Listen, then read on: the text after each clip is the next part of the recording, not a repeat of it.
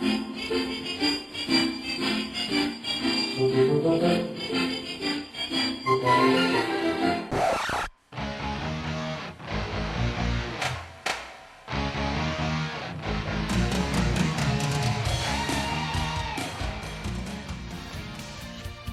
to Real Estate Real World, where we talk to the movers, shakers, and leaders that are getting it done right now in the real estate industry and beyond. I'm your host, Marguerite Crespillo, and I started this podcast simply dedicated to calling people about what's really happening in this crazy roller coaster ride of real estate. Be sure to subscribe on iTunes and stay up to date on the newest stuff by adding yourself to the list at www.realestaterealworld.com. Now, let's dive into the world of real estate. Hello, everybody. Marguerite Crespillo here. And guess what time it is? Time for Real Estate Real World, where we get to talk to all the cool people in the real estate industry and beyond. And we get to spend some time listening to people's stories, background, what inspires them, and what makes them tick. So today we have a fantastic guest. My friend Kaelee Cornell, who I have known in the real estate industry for a few years now. And I'm really excited to hear her story because the interesting thing is when you're in the real estate world and you have all these people you connect with, you hear parts and pieces, but you don't always spend a whole lot of time getting to know people at a deeper level. And Kaylee is somebody who, whenever you get around her, she just always makes you smile. So at least she always makes me smile and makes me happy. So today, let me tell you a little bit about her. She is a distinguished title and escrow sales executive and is known for her remarkable journey to success, marked by her unwavering dedication and a strong work ethic. She started as an aspiring professional in the mortgage industry, devoting numerous hours to learning the intricacies of the real estate process and gradually made her mark in the field. She's well regarded for her innovative use of social media to demystify the world of title and escrow. And in 2022, her exceptional performance was recognized when she was named the second highest producer for onboarding new business by a national coaching company. Since 2018, Kaylee has been a licensed realtor and notary, leveraging these qualifications to enhance the services she offers her partners. And her infectious passion and ability to deeply understand her clients' needs have cemented her position as a trusted advisor in the industry. Kaylee's journey is a testament to the power of hard work, perseverance, and dedication. And it reminds us that success is earned, not given, and serves as an inspiration to pursue her own dreams with relentless determination. Kaylee, my friend, welcome to Real Estate Real World. Hello, Marguerite. Thank you so much for having me. I am really excited and honored to be here sharing with you and your whole audience today. Thank you. We're just as honored to have you here today. I remember briefly when you blasted onto the scene, right? And I was like, who's that gal?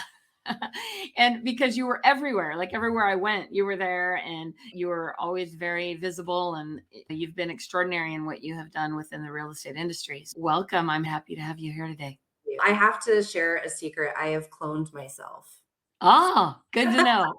So that's how I was able to get around. No, it was a real sink or swim entry into the industry. I knew I was up against a lot because I was new. I had no prior relationships or affiliations. And so I knew that I really had to make a splash, make a name. And the name of the game was be everywhere. So I'm glad to see that it worked. What's funny is now with AI, somebody a couple of weeks ago sent me an audio and I would have sworn it was actually them. And it was an audio done by the AI. I was like, oh, that's a little creepy. It's funny that you bring that up because I actually today was just reading an article that was put out about we all have these trepidations about being on video. And there's a lot of people who are just very uncomfortable with it. And now people are utilizing AI on the chat GPT side to create a script and then AI to actually create these automated videos that looks like them talking, utilizing the scripts they wrote. Wow. And it's not them on video. So I think we're going to see a really interesting transition to that utilization to not only promote yourself, but fill in that space of historically I was not able to be on video and now here I am everywhere. Yeah, it's the whole thing is crazy. But anyway, that's not what our topic was really going to be about today. It's funny, these conversations, you never know which way they're going. But what I would like to know is I would love to hear a little bit about you and your background and like where you come from and what got you to here. So I have to admit, this is honestly the first time that I'm really sharing my story in a public way and all at once. So I am not typically one who's affected by nerves, but I'm nervous right now. So let's just Well, get through don't it. be nervous. We love you. So I think when people hear this, they're going to be really surprised because who I am today is it doesn't lend to this type of past. So I'm a Sacramento native, born and raised here. And my parents got divorced at a very young age. And it was a really ugly, violent, horrific divorce. So I honestly don't ever remember a time that they were together. All I remember is the things that we had to go through during their divorce. Much of my childhood is actually blacked out. I really have a hard time remembering anything before the age of 10. But I what I do remember is just constant police firefighters at my house. I didn't really understand why, but it was because they were in physical altercations. My mother actually struggled with mental disease, so she was eventually diagnosed with schizophrenia, bipolar, she was manic depressive. And so it made sense of all of her behavior down the line, but not so much while she was in it. And Are you then an only child or did you have siblings? I am actually the middle of 5, so I like to call myself the diplomat 'cause I had to cater to the younger and the older. So that also made everything much more challenging because after my parents split, my dad was a single father trying to raise 5 kids in the 90s, and interestingly enough, the default in the 90s from the court side was really let's side with the mother. The children belong with their mother. It doesn't matter the situation. And so there was always this tendency to forgive her, to give her leeway. In fact, I remember my dad telling me a story that one of the times that she came over and physically assaulted him, they had to go to court for this. And the judge actually started reading him the charges as if he was the aggressor. And his lawyer had to chime in and say, my client is the victim. And so there was just a lot of discrimination, and it made it really difficult for a single man in that time to fight for his right to raise his children. And not only that, he had a really great job. He retired as a fire captain with Sacramento Metro, and he was a firefighter. He got in early, but that wasn't enough. He was raising 5 children. So he actually was working 5 jobs at a time, doing literally selling his blood platelets, doing whatever he could to make enough money just to get by. So it's something that I look back on and I have a lot of admiration for. But at the time, all I saw was both my parents are gone all the time. And it was really difficult for me. And so I thought, I'm just another kid from a broken home. And it started to get significantly worse. When they first were divorced, it was, 50-50 custody. So we would spend 2 weeks with my mom, 2 weeks with my dad. And eventually her mental state began to deteriorate more and more. She turned to drugs and alcohol, attempted suicide several times. And Wow. that is when the courts ultimately said, you're not fit to have custody of your kids. So they gave custody to my father, and we were allowed supervised custody visits with her it was like every other weekend, I think. How old were you at this point? This is when I was 10. Mm. And I very vividly remember, I didn't know that she had attempted suicide a couple times, but it was not a very thorough attempt from what my dad described. But I very vividly remember when I was 10 years old, my dad came and picked us up. We were staying with my mom, and I didn't know what had happened. We had all been out with our friends because we like to be out of the house. And he came and picked us up, and we didn't know why. And it turns out that she had stabbed herself in the stomach. It was actually really gruesome, but it's Wow. not a normal approach that most women especially take with suicide, because historically and statistically, interestingly enough, when it comes to suicide, women are even thinking of after they are gone, they don't want people to find them in a mess. So typically they'll take pills, but she was really dedicated and determined to end her life. And so that was when I really remember things being different. We had to go through a lot of mediation, a lot of psych evals, and nobody really told us what was going on. I just knew that mommy was in the hospital and we don't get to stay with her anymore. And that's the transition of when things really started to go downhill and she got more and more into drugs. We saw her less and less. And then she got to this point where I would only hear from her if I was having to pick her up from the hospital or she was just getting out of jail. And she was homeless for many years. And this was in my teen years. I was 15, 16 at this point in time. And it got to the point where I was just waiting for the phone call from the police of, we found your mother's body. Yeah.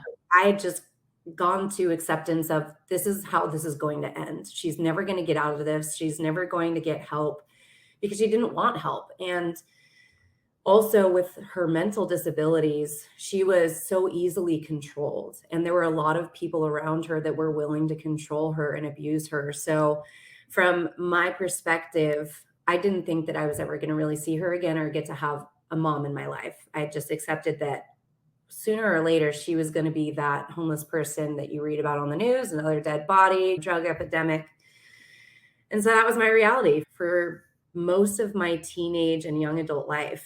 And it's something that I'm still discovering and still learning about. And my father is just getting to a point where he is able to open up and share his experience during that time in our lives. And fortunately for me and my two older siblings, we remember a lot of her and the childhood that we were able to have with her. But I have two younger siblings who were very young when they got divorced and even younger when all of this was transpiring. So they have really no memory Yeah, of not much. I don't remember much. Yeah.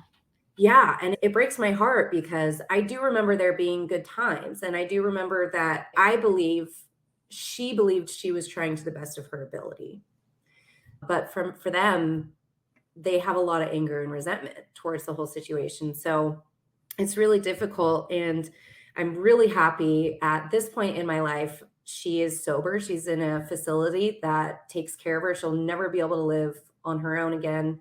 The degradation of her brain and everything else from years of drugs and the exacerbation of her diseases, she will never be able to live alone as an adult. So she's at least in a place where she has access to food, medication, people making sure she's showered and all of that. And we get to talk once a week. So it's interesting and pleasant to have her in my life. And it's also this weird paradox of sadness because who I see is just a shell of the person that I know she used to be.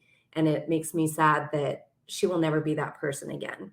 And I see this human without purpose.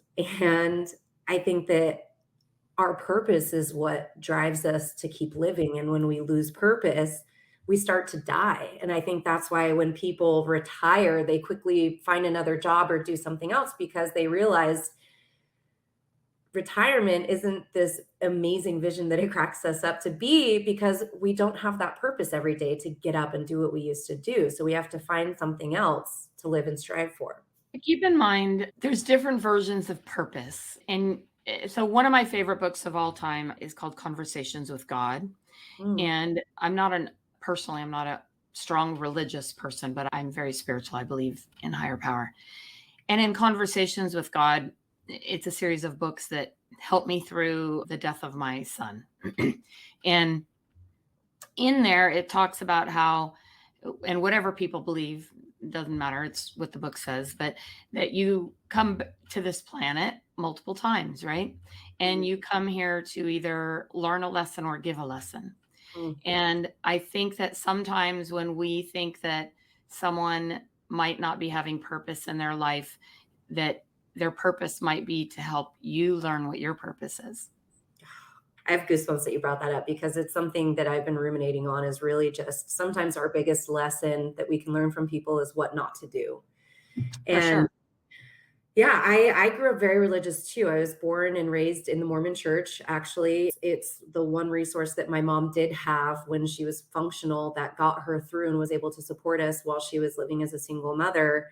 And I'm really grateful for that. However, it really convoluted my relationship with my beliefs. And I was very angry at God for a long time, which made me, everything that I went through in my life made me for a while believe that there is no God because I only had this religious construct of what God was. And in the past few years, throughout my own personal development and exploration of my spirituality, I was able to really embrace and connect with what I knew God to be, which wasn't what it was defined as in some book or by some organization, but it was much deeper than that and much more universal and much just very transcendental. So I've been able to rekindle that relationship and it's helped me so greatly on this journey.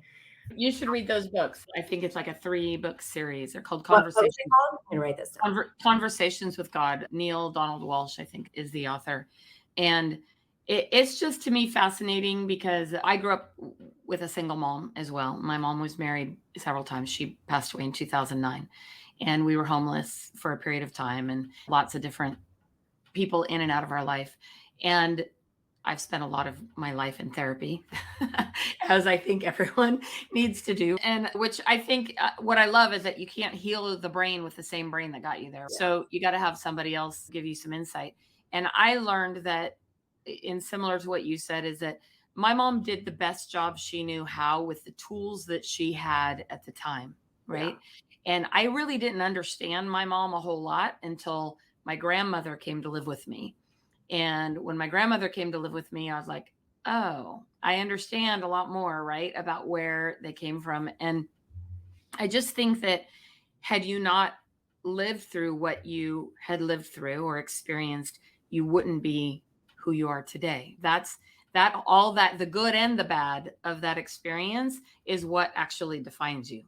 Truly, and that's really one of the reasons why I'm here today, and one of the things I think I have to overcome on my personal journey is that sharing this part of my past will help people not only humanize it humanizes me and it shows people that what right this successful whatever you describe me as whatever you think when you see me it brings me down to earth and it makes people feel like they can really approach and relate to me when maybe they couldn't before because now they think, oh, that's something that I can relate to her on. I've had a lot of challenges in my life. I didn't come from we grew up very poor.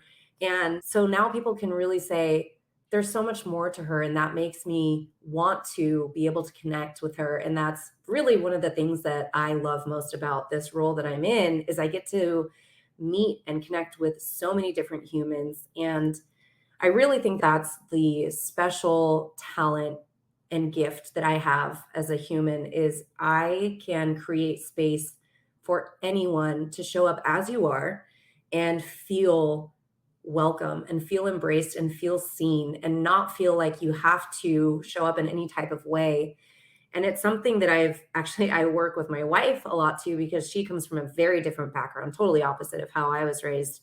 And so there's oftentimes a lot of judgments and perceived ideas about a person just based off of how they look or how they might be acting. And so I've really imparted on her create space. It doesn't mean that person is going to be in your life forever, but you can spend 5 minutes with them and take something away from that. And I think that's really the beautiful opportunity that we all have as humans is to just connect and take something away with it. Even if it's a 3-minute connection or a 3-hour connection, whatever it is, there's something that we can all learn from each other. And I really want to spread that.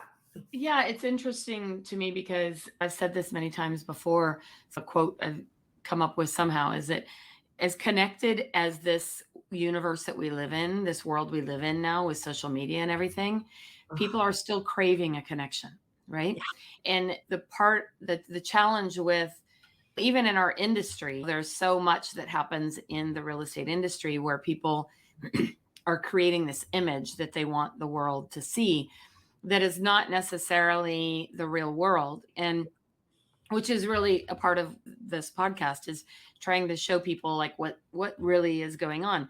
Not in a negative light. It doesn't mean that if I see the real you that I'm going to judge you or not like you or anything like that. But I think there's so much with social media these days and so much in this industry of people creating an unrealistic image is all I can say. It's not very realistic. And it's funny because I was talking to my therapist the other day.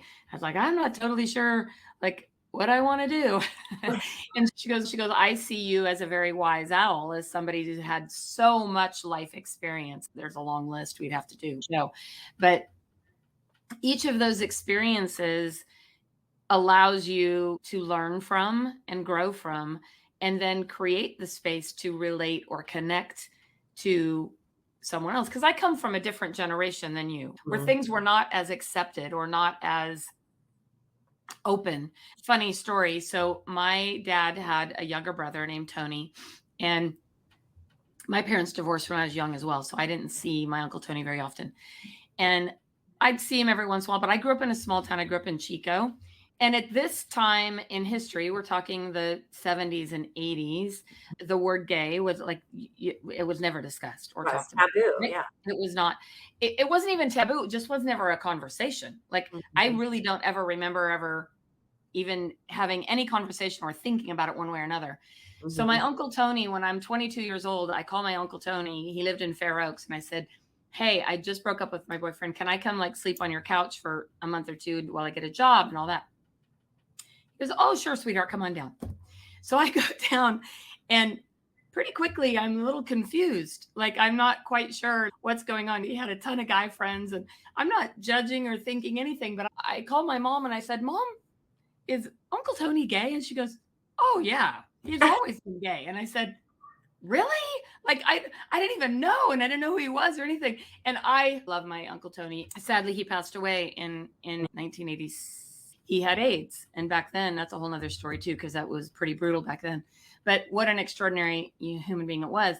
And so, what I love now in areas is that the world, not everywhere, but Yeah. at least most areas, it's much more. It's an easier conversation. It's much more accepted, and it's much more embraced to just be who you are. It doesn't matter whether you're gay, whatever you are, it doesn't matter as much anymore. Although I know there's still a lot of judgment, but It's crazy how much it I'm just fascinated by why anybody goes there in that judgment world. But I know that it's a different generation. And Mhm. my generation has, I feel, has become much more educated. Like, I think education is the key, and learning to accept people for whatever that situation is, but learning about their background, like in your situation, brings you to who you are. And I think if we can just love and accept people more for where they are and not take into consideration where they've come from, that's probably the most important thing. Yeah, absolutely. I had that same challenge actually with my wife's family. They're very Italian Catholic. Her family is like her mom is third generation Italian. They still speak it fluently.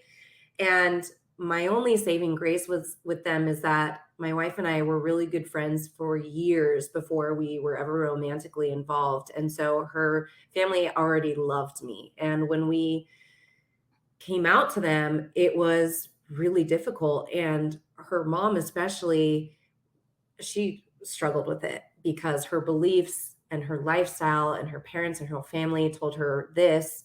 And here I am. She wanted to dislike me, but she'd already loved me so much.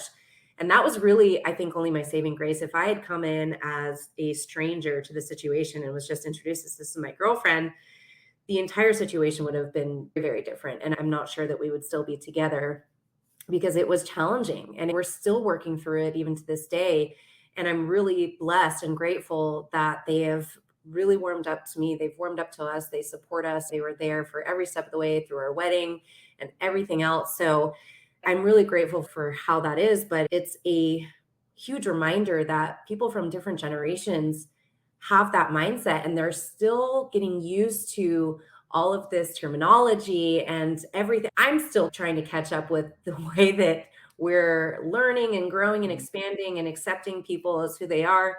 But I know that for it's challenging for me, so I can only imagine how difficult it is for somebody from a previous generation to really embrace and accept all of that. How has any of that affected or impacted your job, your role, and what you do within the real estate industry? That's a great question. I would love to say that it doesn't. However, I know that there are certain people that I just don't share that with. And they will talk about and assume that I have a husband and I just let them because I know that with certain generations, it's not as accepting as it is with somebody for who is my age, for example. So it's an interesting thing. I know in certain company, I can talk very freely about it. And in certain another company I can't, and it's a really strange feeling because I embrace who I am. I'm never gonna be ashamed of who I am, and I'm gonna tell you exactly who I am, and yet I live out of integrity with that sometimes in the professional world because everybody has their own opinion about this, and my personal opinion is that in the professional world, my personal life is not more important than my business, and that's solely around my professional identity. So if it comes down to does my personal life would it could it potentially compromise my professional relationship with this person, then my personal life doesn't get mentioned because ultimately I'm not willing to compromise a professional relationship based off of their differing beliefs. And my wife is in the same position. She works with a lot of accounts that are based out of North Carolina, very Bible Belt Christian companies. And so she's in the same boat. And it's a weird dichotomy because we both want to be proud and recognized as a married couple. And at the same time, we both understand the professional world and that sometimes you have to separate that. And it's really heartbreaking that we still are in a society where that has to be the case. However, with her and I, we are at this place, we understand what it is. We know that it doesn't actually affect our personal relationship. And on the other side of it is a better life for us because we can maintain and facilitate these professional relationships and it doesn't affect our personal life. It only benefits our personal life because then we're really releving in the freedom that those professional relationships provide for us. Interesting. It's interesting to me because I think that in every, it's not the same, but in every situation, you have levels of connections, levels of relationships, levels of where you can go with a conversation, right? I guess like you have a lot of people that things are very surface and it's, oh, hey, how are you? And that's the end of the conversation. Yeah. And then there are other people that you have an opportunity to get to know at a deeper level. And rarely do I feel like when I've had somebody that I've had the opportunity to get to know in that deeper level, rarely is it a negative for me, right? Like, I'm excited or honored or blessed to be able to have those deeper conversations because that's what life is all about, right? Is like connecting at those deeper levels with people and loving them for who they are and where they are. Because if I could be a resource in any way for people that are feeling like your family isn't always the best place, Mhm. right? Like you can have friends that are more like family than your own family. Like my mom's passed away, my dad's passed away. They've all moved on, so I'm the top of the heap at this point. But those are the conversations that are worth having more, Mhm. and you can't have them with everybody, of course. Everyone's at a different place in their life, but those are the conversations worth having that if you can help or connect in some way. Yeah, and I love that you brought that up because in our industry in particular, our conversations and everything is so transactional. It's hard to get below the surface when you're in that For conversation. sure. Like you mentioned, the "Hey, how are you?" It becomes a script and it's an automated transactional conversation. So I used to call it the energy vampires, but I heard a term recently that I love much more, and it's energy leakage. And it's this constant output without recharging and refilling. And I previously would say, I don't get that. Nobody wants to dive down below the surface. And in my growth and development, I've realized that I can't wait for somebody to bring that to me. I have the power and the opportunity to create that with someone. So I now take it as a personal responsibility to ask those questions to other people that get below the surface. And then they're right there in the space with me and they'll ask them back. And so it's less energy leakage and more energy input that's shared. And that's where I'm at right now in my role and in this industry is really wanting to get below the surface and impact people. And I think that's the best good that we can do with the challenges we've overcome. And I think that's something that you're so phenomenal at because you have been given challenge after hardship in your life. And not only do you handle it with grace and just like the most beautiful compassion, but you take it a step further and you give back. You want to help people that are in that place and help them overcome it. And me, that's like the ultimate. You are absolute superhuman when you can take all of your hardships in life, not only overcome them, but then use them to give back and help other people. And you're such a phenomenal human being, and you do this every single day. And I just love that I get to be close to you and watch you do it. Thank you so much. I feel like it becomes your responsibility. Like, I can Mhm. never think of that one quote where they say, take your tragedy and let it become your testimony. But uh, I feel like I said, people, as much as we're connected, how disconnected this world is, that people need to be, they need someone that they can, I don't know if I like the word look up to, but somebody that they can connect with that can maybe give them some input and advice and maybe help them potentially change the trajectory of their lives. I've seen some people make a dramatic shift and a dramatic turn just by being able to connect with somebody who believed in them or gave them some indication that it was possible for them, right? Because I didn't have that growing up. My mom, I had shirts made that said "I'm the boss of me" because I think it's hilarious. My mom used to call me Star as a kid, and always called me Star because I was always very strong and independent, and I was going to do it my way or the highway. And now that I'm older and wiser, I've learned not to be tough or critical and to be more of an open book because I think people can definitely relate in a better way Yeah. when they can see what you have been through or what you have experienced, right? Like my experiences could potentially, and as can yours. So I have a question though. How's your dad? Thank you for asking. He's amazing.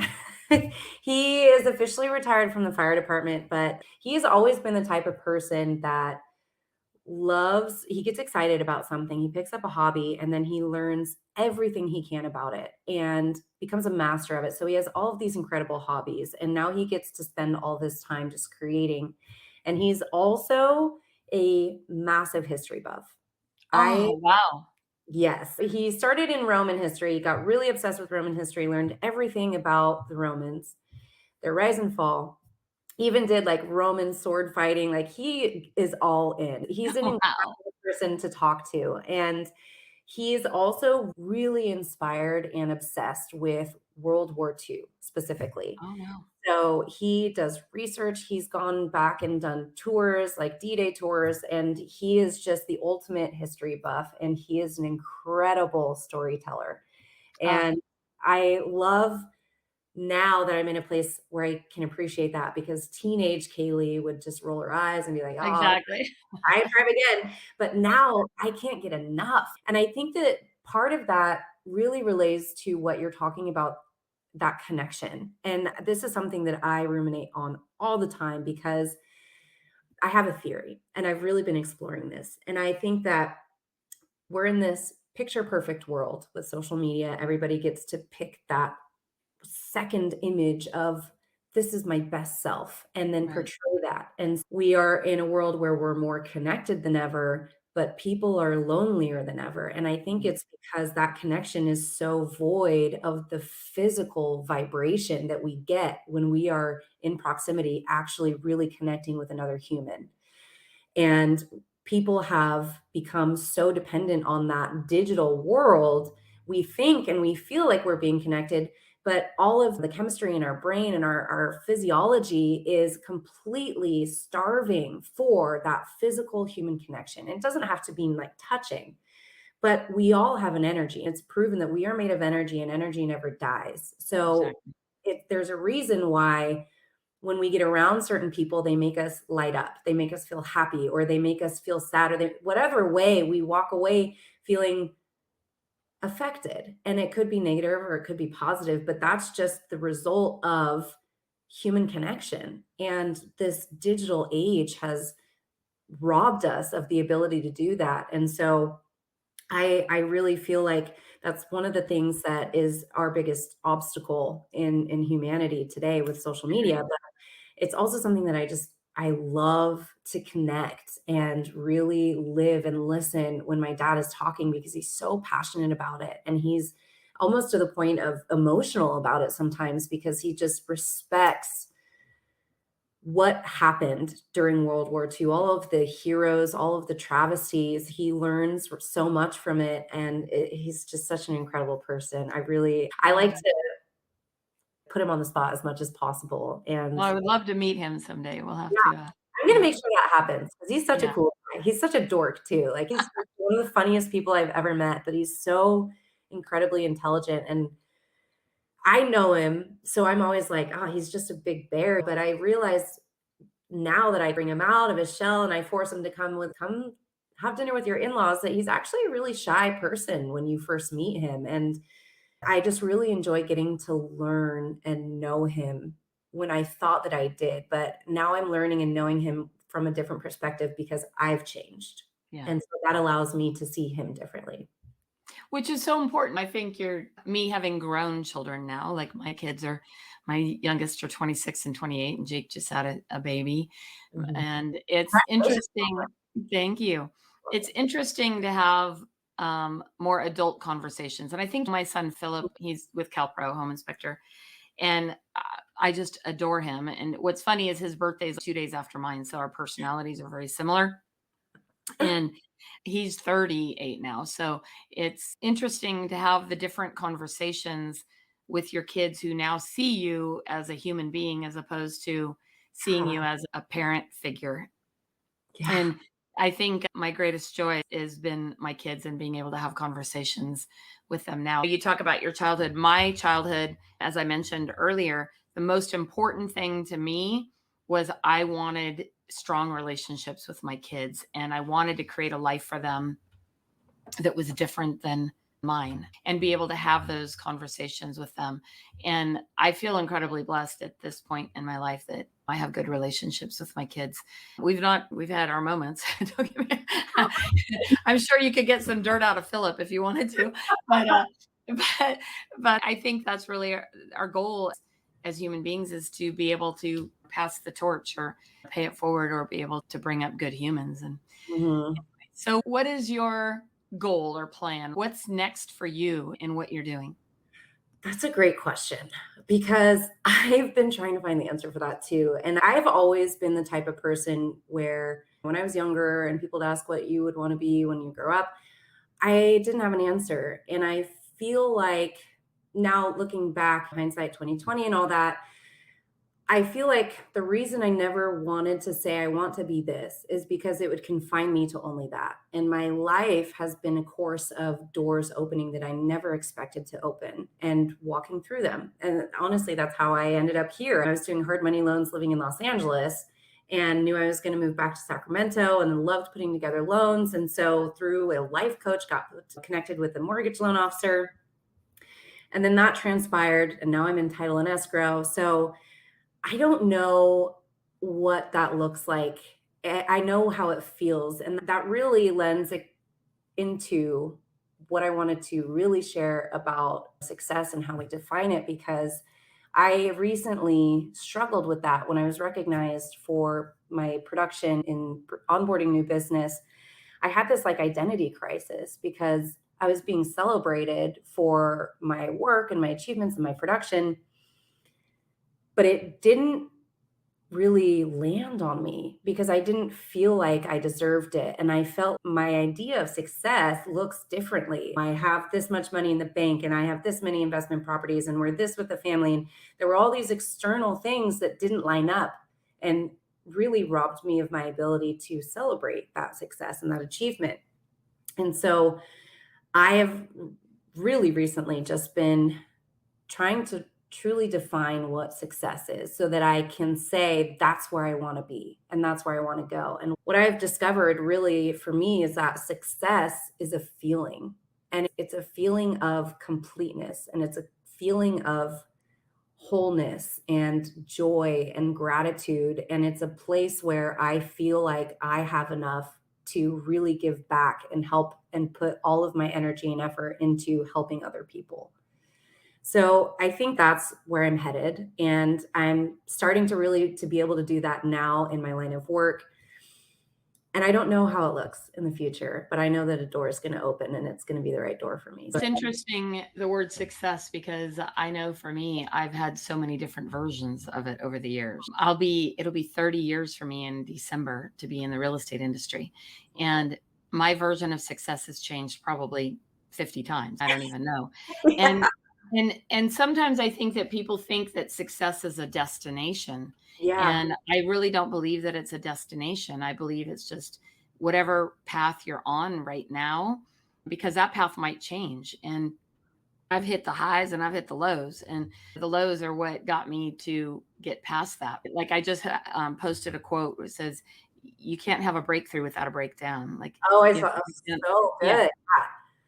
And It's so and many times that's when that breakthrough really comes through, is when you get to that place where you're like, okay, God, I'm not sure what your plan is, but I need a little direction. I need a little sign. I need a little signal, something like smoke signals. I don't care what you send, but I need something that helps me go in the right direction. And every time I look at those breakthroughs, I know that there was a significant breakdown right before that.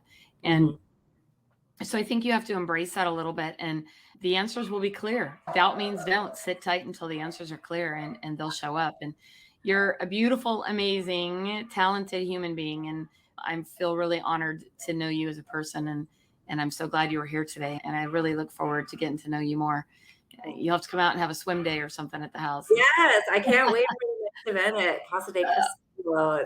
Over some wine or a bottle or five. Depending on how the conversation goes. Exactly, exactly. Thank you so much for joining us today. This has been a really fascinating conversation. I feel like we could talk for 10 more hours, 100% we can, and we but will. thank Just you. We off will.